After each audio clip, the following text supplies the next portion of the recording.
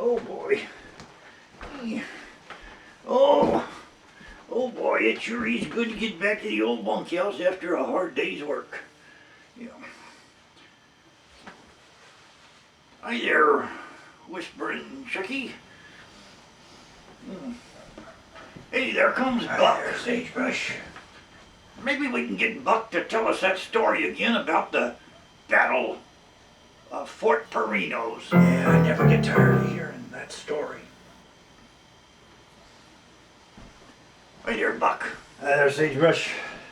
Hey, Buck, can you tell us that story again?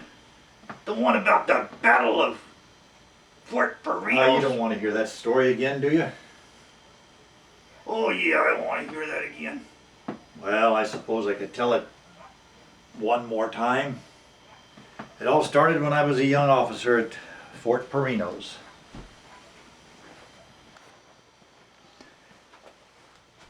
Yeah, we were on a supply detail. Many years ago, I was in charge, of course, and we were bringing back provisions for Chef Luigi. Every Thursday night, Fort Perinos served a very fine dish of pesto. We were bringing back the pressed garlic, the finely chopped stems and leaves of basil, the cheddar cheese, Parmesan cheese that had been thoroughly aged and was in those little 8-ounce containers with the sprinkle tops. And if you don't mind my saying so, we also were bringing back some extra virgin olive oil. On my right was Sergeant Nelson, on my left Corporal Stevens, and I was the first to notice the smoke signals on the hill. Sergeant Nelson was one of the best smoke signal interpreters in our outfit.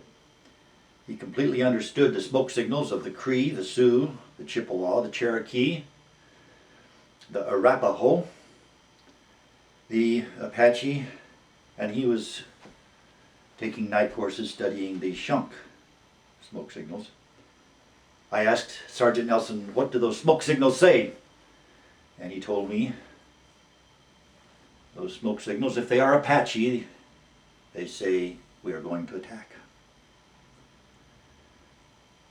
However, if it's Hopi, it says, come help me put out this fire. Then an arrow came right directly into Corporal Stevens' shoulder. And another arrow striking Sergeant Nelson in his left arm. The battle was on, and we saw them coming over the hill, 3 against 1,000. We took cover. The arrows continued to fly into our position.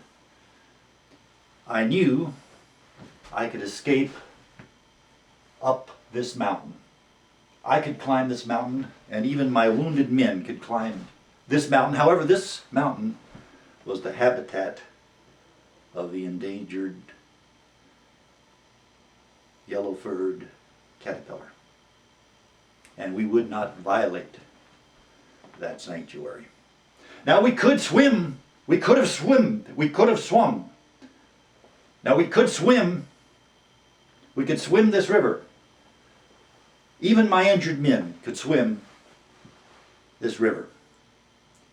However, I knew that this was wash day at Fort Perinos, and the wives of all the enlisted men would be doing their laundry, and our boots were dusty and soiled from traveling. And I knew that the mud from our boots would get into the laundry and yellow the sheets of the recruits, and I could not have that on my conscience. We fought back, 3 against 1,000, 3 against 1,000. We fought for hours. For 2 days we fought. It was a rough battle. Wait, Buck. Tell us what happened. Well, we finally defeated them. But we had to admit, those were 3 of the toughest Indians we had ever fought.